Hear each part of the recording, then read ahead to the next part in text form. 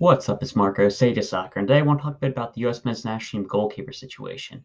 Today we had Arsenal play in the Europa League, and we got to see Matt Turner in action for the first time in a long time for Arsenal, and he looked like a rusty goalkeeper. He did have a couple of good saves, but it was certainly an uneasy performance, and probably could have been a bit better on at least one of the goals. And I think that opens up the conversation between the US men's national team goalkeepers once again. Matt Turner is our surefire number one, and he should be our starter, and I believe that. But there are things that he could improve. The ball at his feet isn't ideal. It has been getting better, but I don't think it's ever going to be a plus skill for him. And in addition, with him not playing too much, his ability isn't going to be as good as it could be. And especially come the Nations League, we might want to have a goalkeeper who we feel a bit more reliable with, like Matt Turner was in that Gold Cup run that really brought him onto the scene. And I think that we should be looking at other goalkeepers at the moment. So I wanted to run through some of our other options. First, there's Zack Steffen, who was our presumed starter for the World Cup heading into the cycle, but he really fell off. Similar to Matt Turner, he moved from MLS to a big Premier League club, in Steffen's case, Man City, where he became their cup goalkeeper. Though not in Europe, he was only playing in the League Cup and the FA Cup, and Man City typically made deep runs in those competitions. But Steffen did make a pretty bad mistake in one of those games for Man City, and he hadn't been playing great before that, and mistakes had been happening. But I feel like at that moment his confidence was pretty shot. He got loaned to Middlesbrough this year, and I don't think he's been performing terribly, but he still is making a good amount of mistakes. Mistakes that I was chalking up to him being a rusty goalkeeper because he wasn't playing at all for Man City. But even when he's playing consistently, these mistakes are still happening. So despite the skill that he has, and when I say skill as a goalkeeper, like the shot stopping ability, the ability to make you really feel safe with him behind you, I think we really had that with Matt Turner, feeling that like, okay, even if they get through on goal, we've got a great goalkeeper back there. I don't think Steffen has that. He has the potential to have that, and in addition, the ball at his feet isn't bad when he's playing consistently, but at the moment, with how many mistakes he's making, you really can't be too confident in him. Then there's Ethan Horvath. He really burst on the scene for the national team when he had a great game of the Nations League final, saving a penalty in that game.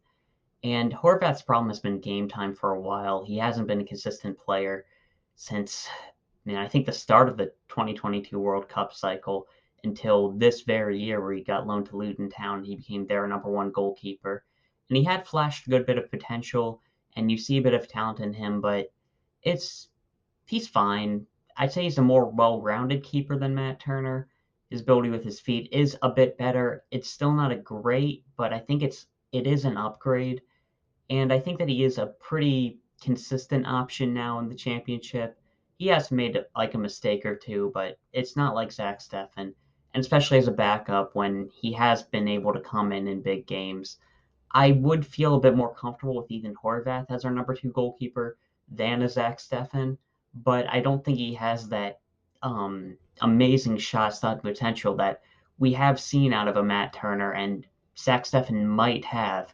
So it's a bit of a low risk, low reward situation, but that is kind of what you want as a goalkeeper, especially because like Steffen and Turner, they are very good for us, but in terms of taking a step back, looking at the entire world of the game, they're minnows. They're not anything special, and having consistency might be a bit more important right now. In MLS, Sean Johnson has been the go-to goalkeeper for a while, but he's 33 now and he's only going to be getting older. I don't think it's realistic to have him as a keeper for the 2026 World Cup, and that's what we should be looking to right now. So I wouldn't be considering Sean Johnson. But that doesn't mean there aren't goalkeepers in the MLS we should be taking a look at. The main one that comes to mind is Roman Celentano. He was a rookie last season in the MLS coming out of Indiana University. I covered him getting drafted, was pretty excited about him, and he's been a very solid player. He came in for Cincinnati when they had an injury crisis, and he kept that spot. And he's been a very good shot stopper, good at coming out and claiming crosses despite only being 6'1", and he seems like a very solid goalkeeper.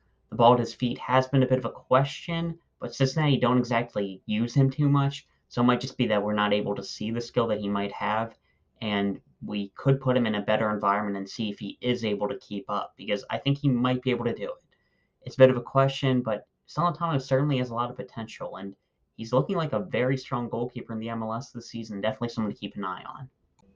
Two more goalkeepers from the MLS to keep an eye on are John Pulskamp and Drake Callender. Pulskamp has been playing for Sporting Kansas City, where he's been doing well for a young goalkeeper. I still don't think he's necessarily ready for the national team, but he's been starting. If he becomes a consistent starter this year, continues to improve, continues to show with the ball at his feet, it hasn't been great for him, but he's a pretty big goalkeeper. And having being great with the ball at your feet isn't a necessity for this team, but it's definitely ideal. We would want that. Callender is very similar, strong shot stopper, but again, not great with the ball at his feet. And it's a bit of a common theme for the USA goalkeepers at the moment. That's why someone like Ethan Horvath may be very valuable. But Pulskamp and Callender are two players to take a look at, and there might be some more goalkeepers in the MLS emerging as the season progresses. Then there are lastly a couple few out of the box options. First is Josh Cohen, who's been a very strong goalkeeper in Israel. I don't think that he's a natural at the ball at his feet, but similar to Matt Turner, he has progressed a lot, and the shot stopping was on display in the Champions Leagues where he had a couple of very good performances. And with Cohen, he's not somebody who like truly excites me, and I think will be just a revelation that we put in, and he just shows the world how good he is. But he might be able to be an upgrade or a steady hand, and I think he deserves to take a look. And I would consider playing him at, say, the Gold Cup. Maybe you call him in, put him in training, see if he can outshine some of the younger goalkeepers, because it's definitely better to bring him in than like bring in a Brad Guzan or a Sean Johnson, because I think there is something there, and it's like similar to bringing in Sam Rogers to Camp Cupcake. It's like, will he be a great player? I don't know, but I think he's earned a look, and I think at the Gold Cup, it's worth giving Josh Cohen a look because he might be able to be an upgrade for us. And then I do want to mention Bill Hamid. He's moved on to, it's looking like, Scotland, and I I've always had a soft spot for him. I think he can be a good player, especially with the ball at his feet. I think he's actually pretty strong as a goalkeeper, but he's had so many injury issues, and DC United's tried to offload him a couple of times now. But I wanted to throw his name in the hat because I do think there is a little bit of potential there, even if it's only in the short term. And then, of course, there are the young guys on the team. Gabriel Slonina, the main one. He's already made his USA debut, but I would hold off on calling him up at the moment because I don't really see him adding anything to this spot. It'd be good to get him into the team, get him familiar with the setup, but I think we've done that enough. And at this point, I'd be playing him with U20s because it's looking like things will be a bit of a reverse as what they were last year, where Slonina isn't going to be playing much for Chelsea. They'll probably let him go. And Chris Brady's going to be the starter at Chicago, so he might end up being held back from the U20 tournaments.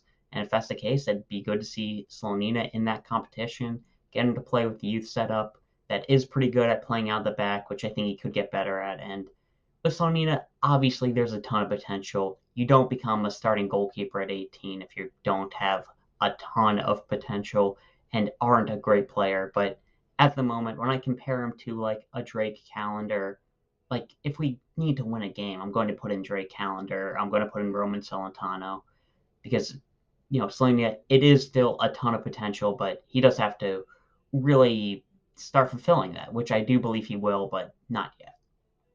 So that's my opinions on all the goalkeepers we have in a group right now. And when I looked ahead to the March camp, I think we bring Matt Turner. He's going to be our number one, but I wouldn't start him every game. Maybe against Grenada, especially. You might throw in an Ethan Horvath or Zack Steffen to at least give them a chance, get them familiar with the team in case Turner doesn't really turn it around. So come the Nations League, we can have somebody experienced with the team who we can feel a bit more reliable with. Then for the number two, I'd bring in either Steffen or Horvath, who can be that more steady hand. We know that they can. We know what they bring. Like Steffen, he can be inconsistent, but we know he's inconsistent. And I would bring Horvath myself because I believe with the ball at his feet, a bit more of a steady hand. I think he could be a huge help for us. And honestly, I think there's potential for him to be our number one moving forward, especially if Turner continues to be a backup. And with the last spot, I'd probably experiment a little bit, bring in a younger player like probably Celentano's leading the charge right now as young goalkeepers in the MLS. Pulskamp as well. I mentioned Drake Callender, though he is a bit older than those two. And maybe a Cohen comes in as an experiment. I wouldn't be mad at all of them. I would like it very much if we brought in Slonina, but I think that, especially with Chris Brady being a starter, him being with the U20s would be ideal right now. But at the moment, I'd probably be leaning Celentano. He's been playing pretty well, but there are a lot of players that you could go with. And yeah, that's my opinions on the USA goalkeeper situation right now. Hopefully, Matt Turner can continue to play well because we know the talent that he has. And I think that he is still our number one, but I believe we should be giving looks to other players because I think it is a position that can be upgraded. And yeah, that's all I've talked about. See you.